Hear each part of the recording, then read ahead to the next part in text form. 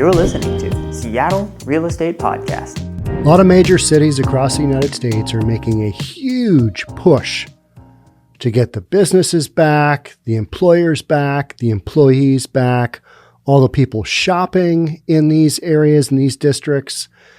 Push to get the people back into those areas, into those locations, because they've been emptied during the whole pandemic. And now it's time to go back. You'll read stories about major employers saying, yeah, that whole work from home thing, not so much. We need you to come back. We need you in the office. But a lot of businesses are saying, hey, yeah, the push to get people back is great, but it's not exactly safe. And in Seattle, it's particularly not safe in some of these areas. So these business owners, they're basically saying, hey, you got to address the public safety issue. Otherwise, you're going to have more people coming into these crime-infested areas that historically we know they're tough, but they've been made way tougher by the pandemic because we haven't done any sweeps of the homeless. We've let laws become lax on who we're going to arrest. And even if we do arrest somebody, they're going to just be right back out and they're going to do the same criming. They're just going to keep doing. We've got a park in Seattle next to our King County Superior Courthouse that's probably one of the worst parks for crime in the state. I mean, it just is. It's that kind of park. So you've got this, on one hand, you got this big push. Hey, everything is great. We should all be going back to our downtown cores, enjoy those areas. And yet the people who are there, who are the ones dependent upon people coming back, are saying, hey, wait a minute. You got to fix these problems that are still here. It's not exactly safe. And if you read the stories like I do, it's not exactly safe. You got some pretty crazy crime stuff coming out of these areas. And yet it's everything's fine. It's going to be good. Get some people back there. What could go wrong? That's what we're going to find out. Before we jump on in, if you're new here, my name is Sean Reynolds. I own a couple of real estate companies. I own Summit Properties Northwest, which is a real estate brokerage, and Reynolds & Kline Appraisal, which is an appraisal firm. But I read the news that are kind of pro-business, some business, just other stuff, a lot of Seattle stuff, and other stuff that hopefully you find entertaining. All right, let's jump on in. Oh, also, if you're a subscriber, hit that notification bell. YouTube is unnotified, everybody. What's that all about? I'll never know. All right, Seattle is working overtime to bring its downtown back.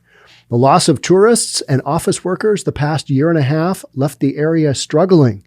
The city is pouring $9 million into the revitalization of downtown, which includes the retail core as well as Pike Place Market and Pioneer Square. Pioneer Square, particularly scary. It's been rough. Pike Place Market, there's just so many people wandering around that I just always feel safer there. You know, you got the whole fish market thing going on and just a lot of people wandering around. More tourism there than Pioneer Square. Used to go to Pioneer Square when I was much, much younger, like 30 years ago, over the age of 21. Don't get any weird ideas there. There was underage drinking going on. No, go to Pioneer Square, hang out at some of the bars. It was rough back then, but now it's gotten it. You know, I've done podcasts on businesses moving out, startups moving out, because on their 12th break-in, they're like, yeah, we don't really feel comfortable here anymore. Our lease came up and we're going to go move somewhere else. We're moving to the burbs, wherever they end up going, right? But some city leaders, including Mayor Jenny Durkan, say recovery of the area is vital as it accounts for the majority of the city's tax revenues. There you go, right? All right, so we need that money. How are we going to get it? We're just going to tell everybody it's okay. Come on back. But some business owners are skeptical of the Seattle's commitment and say underlying issues such as, public safety, they need to be addressed. They do need to be addressed. Another major issue here is we've got the whole gun violence thing going, and this isn't particularly an exclusive Seattle deal either. It's happening in cities all across the United States. Have you seen the spike? Have you followed any of the news stories? It is crazy what's going on out there. And what I think is just nutty is how many of the stories say, we need to get the gun control. We need to get guns under control. All right. How are you going to do that? Because the bad guys, they seem to be the ones all shooting each other. And they have access to a lot of super cheap guns that are not registered. These are not guns bought at Walmart, right? They're not. I have Wade's Gun Shop or Wade's Gun Store. It's right across the street from me here in Bellevue. And these characters committing a lot of these shootings, I do not believe are walking into a Wade's Gun Store and saying, I would like whatever it is. It's always a handgun, right? 9mm, whatever. Always a handgun because they're easy to conceal, carry around, do what you got to do. At the London Plain Restaurant, we're back to our story now. At the London Plain Restaurant on the street level of a 1920s brick building in Pioneer Square, business partners Catherine Anderson and Yasuki Sato, probably butchered that, I'm pretty sure I did, say it's been a tough year and a half and they're exhausted. Anderson says they've only survived because of a federal Paycheck Protection Program loan, a PPP loan. Initially, when the pandemic forced everything to shut down, they made and delivered meals to healthcare workers. Then when it became clear in-person dining wouldn't be returning anytime soon, they pivoted to being a grocery and a takeout restaurant. Now they shifted back to full-service dining indoors. So everything was whatever you're making, whatever food you're doing, take it out to the people. And now it's like, hey, come on back. We've got in-city dining, in-restaurant dining, in-house dining. Oh, but our location, not good. Yeah. City needs to do something. That is the ongoing storyline here, right? Because the city's basically said, they've instituted laws that have basically eliminated crime being crime. They've said sweeps of the camps, the homeless encampments, it's a no-go. But we're in the process of kind of doing that again because we know we need to clean up these areas to get our tax dollars back coming through. It's based on money, right? This is all based on money. They say with nearby office workers and tourists mostly gone, the economic challenges have been huge. I think I read an article, what was it, maybe a week ago, and I was talking about foot traffic. Foot traffic was down, something in downtown Seattle was down, something like 2/3 of it was down. 66% of your foot traffic was like gone, and we're still way below pre-pandemic levels as far as foot traffic. Some of that has to do with employers letting their employees work remotely, granted. But I think you're seeing more and more employers saying, yeah, we need you back in the office. We need to get that dynamic energy flow, that synergy of ideas. We need to get that going. And that can only happen back in the office. So let's all just meet up at the office on Monday and we'll start our new work week. I think you're seeing a lot of that going on. But these businesses, their major frustration is with what they see as the city's lack of response to another result of the pandemic, an overwhelming number of people on the streets who are experiencing homelessness and mental illness. Okay? And, probably a bunch of addiction issues in there as well. But these folks are literally running around the streets of Seattle, creating just some major, major havoc. I read a story this morning of a guy with a hatchet going after somebody. He didn't kill anybody, but he went after somebody, and then they later found him lying down on the ground on top of his hatchet. He wasn't hurt. He's just totally mental. And that guy had, I think, 24 outstanding arrests for his warrants, something like that. I saw that in a Twitter thread, and it was like, all right, that makes a lot of sense because the folks that need help, they're not getting it. We're just letting them run around the streets, literally willy-nilly. We've all gotten used to it in a way, like the mountains of trash and the tents. My question is just, what's the plan?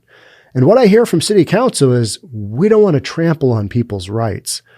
What about all the people, who are dependent upon their jobs in these locations and now they got to go back to it? Employees, employers, all the people running businesses that have the whole trickle-down effect. You need those people to feel comfortable. And that's on the city to do. That's on the city. You got to keep your city safe. And I'm not saying this is a cop issue by any means, but you also can't have people living 11 feet away from a storefront and expect people to go back to those businesses. And that's literally what's going on in Seattle right now.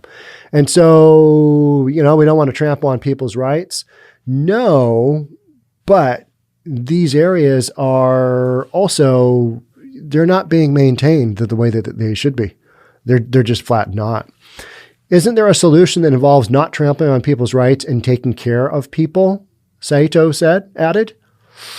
One would think, but we haven't found it yet, have we? A lot of temporary solutions out there without any real, from what I can see, all right, this is a long-term plan that's going to work. As small business owners, they feel like they've been on the front circle of the crisis. They really have, especially in some of these areas that were rocked by the peaceful protesters. We haven't talked about them for a while because they haven't been peacefully protesting in quite a while, have they? Did they just go out of fashion? What happened? Where are they? Where'd they go? What happened? They were just so in your face every day on the news until they weren't. Crazy. I know. It's just like, well, where did they go? They're out there. I'm sure they will rear their ugly head at some point. As small business owners, they feel like they've been on the front lines of the crisis. Nearly every day, they have customers who are dining at outdoor tables, harassed by people in crisis. Crazy people. That's what we're talking about. People in crisis, that's a nice way of saying crazy people. And people with mental, health issues, they can't help it. They need to get some help.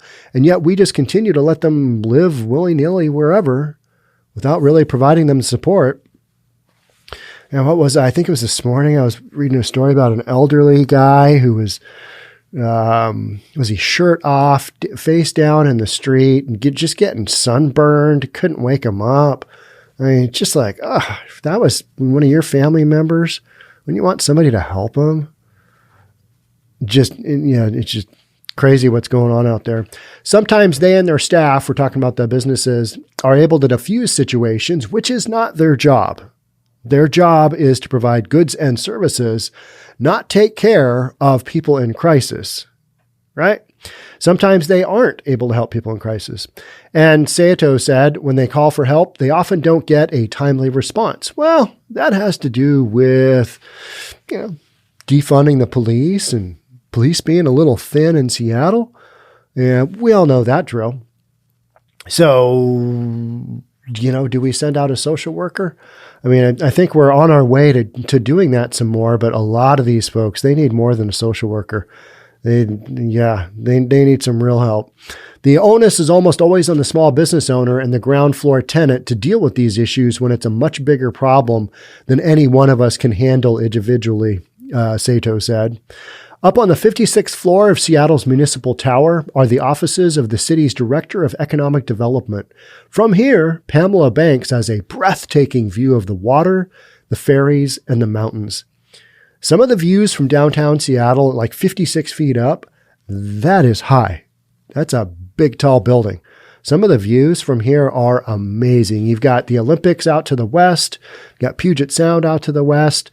To the south, you've got Mount Rainier. Sometimes you can see Mount Hood. Sometimes you can see Mount St. Helens. To the east, you've got the Cascade Mountain Range. To the north, you've got Mount Baker. I mean, you've got to the east, you've got Bellevue City skyline. I mean, it's an amazing view perspective.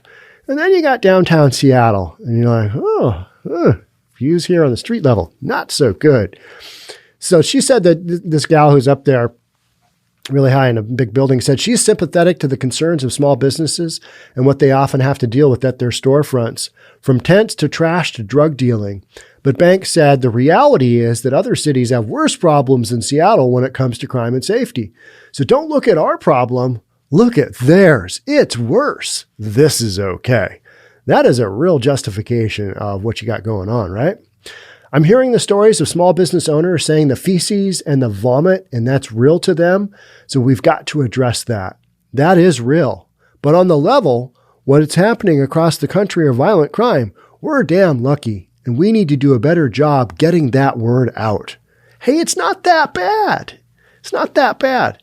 This reminds me of just a little ad that the Travel Portland took out in the New York Times. Just a tiny little one-page ad. Come to Portland.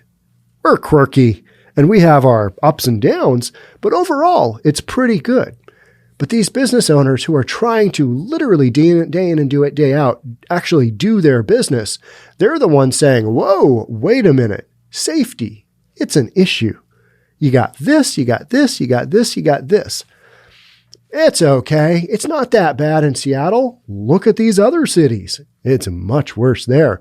Therefore, your problems, not as bad. Kind of diminishing, isn't it? It's kind of like, yeah, I know you're in severe pain, but somebody's on the verge of, really just going the wrong way with their pain as well. Don't you feel better? Don't you feel better? That's not that bad, is it? Rub some dirt on it and brush it off. Banks, who's in charge of downtown revitalization for the city, said there's lots to look forward to on that front, including low-interest loans for Black and brown businesses and lots of welcome back to downtown events planned for this summer. All right. Loans are great if you have a lack of access to capital and you really need one. If you're a Black or a brown business and you're looking out your storefront going, there is crap all over the sidewalk. There are tents. Nobody's going to come into my shop. There have been looters over the summer because you had just those nut jobs running around bashing windows without anybody really saying anything. You've got drug dealing. You've got petty theft. You've got people literally walking up and down the street. One of you guys sent me an email. Was it an email or a text? I think it was an email saying right out in front of King County Superior Court, there was a dude just nonchalantly trying all the door handles to all the cars up the street, just going from one car to the next, just nonchalantly. Let's test these locks. I want to make sure that these locks are working. Yep, that one's good. Let's move on to the next. If you're a Black or a brown business, you don't need a loan. You need your streets to be safe. That's what you need. This other nonsense and welcome back to downtown events, who cares? It's not relevant. It's like the ad in the New York Times. Travel Portland. Hey, we're quirky. Come on to downtown Portland. We've had our ups and downs. Well, we're going to see our way out of this one. Don't mind the broken windows and the boarded up storefronts, the occasional violent riot. Come on to Portland. Let's get quirky. It's just like, welcome back to downtown. That is some real, that's some spin. Welcome to downtown. We're going to do stuff at the aquarium and on the waterfront, and Pioneer Square is going to do some really cool stuff too, she said. That's awesome. What about the drug dealers? What about all the homeless just living steps away from the fronts to said storefronts? What are you going to do there? How about all the graffiti that makes it look just not that inviting? Should I go into that? Google got me here. I want to go into that store because they got what I need. I don't know. Maybe we should go back home and order this on Amazon. Not a good look, is it? And these are the people that are on the front lines of trying to make a living. And the city is basically saying, it's much worse in other areas. Plus, we've got some return to downtown, Seattle events. Your store is going to be just fine. We got some really cool stuff going on. This is how we're handling it. At a news conference in June at the Pike Place Market, Mayor Jenny Durkan said she understands the feeling of small business owners who felt abandoned during the pandemic. Really? Have you owned a business? I don't think so. You're a federal prosecutor, so you don't really know probably what that feels like. But let's give her the benefit of the doubt and say, okay, so you're trying to identify with small business owners. But at a news conference at Pike Place Market, she said it's been a tough year for everyone. No, I think it's been way tougher for these businesses because they've got not only a double or triple whammy, they've got like quadruple whammies in just all the things that they've had to overcome. How about the first big one is we shut the economy down and maybe they weren't deemed an essential business. How about that? That to me was, shut the economy down. The pandemic was bigger than any of us. Here in the state of Washington, we only had we're still under 6,000 deaths. 6,000 deaths for the whole state in a year and however many months. 4 months, whatever. Kind of makes you think, doesn't it? It's like, we did that? Really? We did that? She said the millions the city is spending to bring downtown back is evidence that it is committed to helping downtown businesses. Including cultural and arts organizations that are also a big part of what attracts people downtown. I bet you those cultural and arts organizations would also say, hey, the guy running around with the hatchet, can you take care of him? Could you put him somewhere other than in front of our venue? Will people return? That is the next question. I think they already are. I think they don't care. But not necessarily to some of these businesses. I think they're going to the bars. I think they're going out because they're stir crazy and they've been let out of their cage. Everyone agrees that for downtown to thrive again, office workers and tourists need to return in large numbers. John Scholes, president of the Downtown Seattle Association, said foot traffic along with hotel occupancy dropped dramatically during the pandemic and still hasn't returned to pre-pandemic levels. He said it resulted in hundreds of small businesses closing downtown, like 400 something, right? Some new ones have opened, but boarded up storefronts are still visible. Scholes, whose organization is kicking in $3 million for recovery efforts, said people have choices when they decide where to hold a convention or go on vacation, and Seattle is in competition with other West Coast cities. And Seattle, alongside Portland, is being identified as a city that you don't necessarily want to go to. It's a no-go. The whole dodge the human fecal matter on the sidewalk game is not necessarily a game that everyone wants to play, believe it or not. I know it's shocking, or even, walking around tents, really super sketchy people wandering around everywhere, people openly doing drugs, and just pick one of those. Or even just a graffitied up look, which I know they're working on, but all of this kind of works together, right?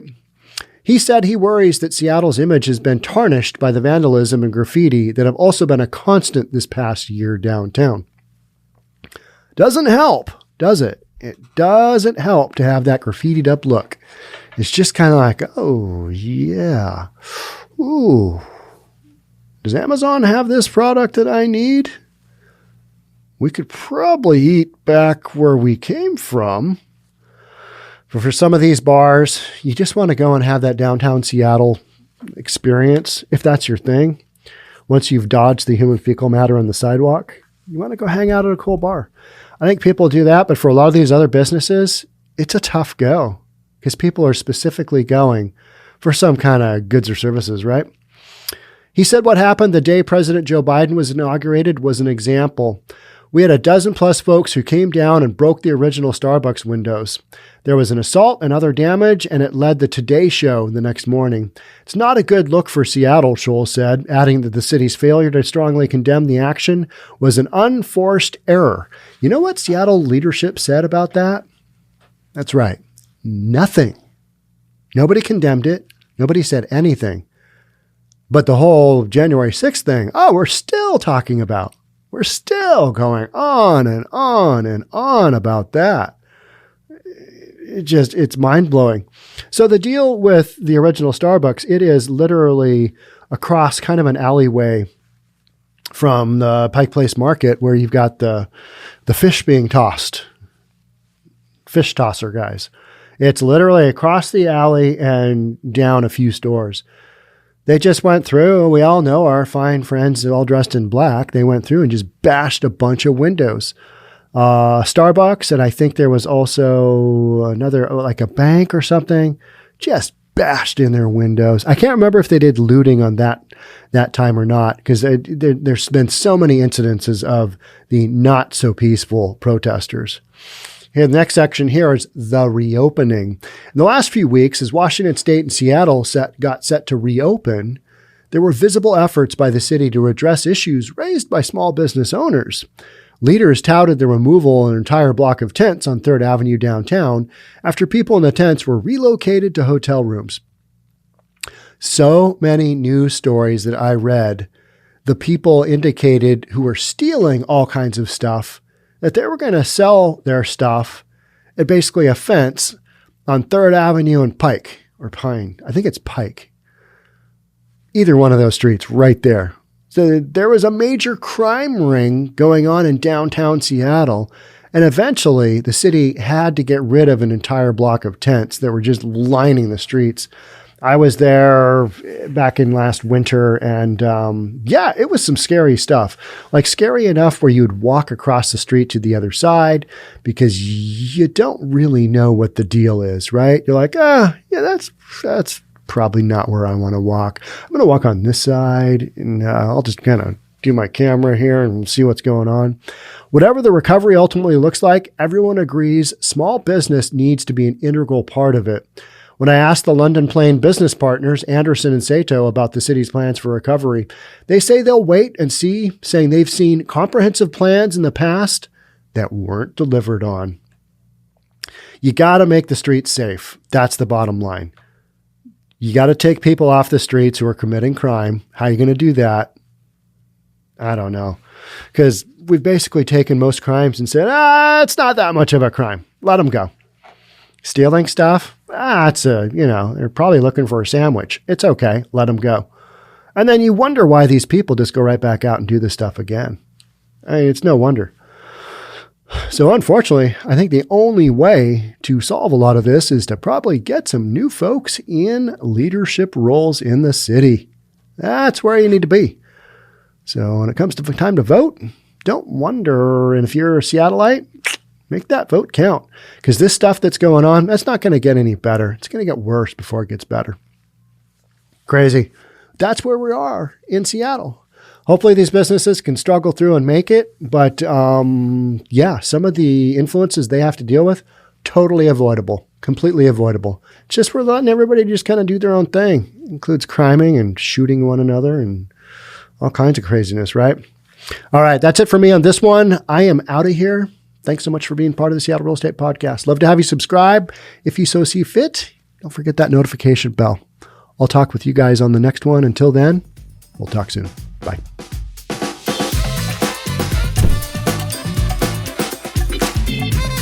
Don't forget to subscribe to our channel and hit the notification bell so you'll know when our next video is out.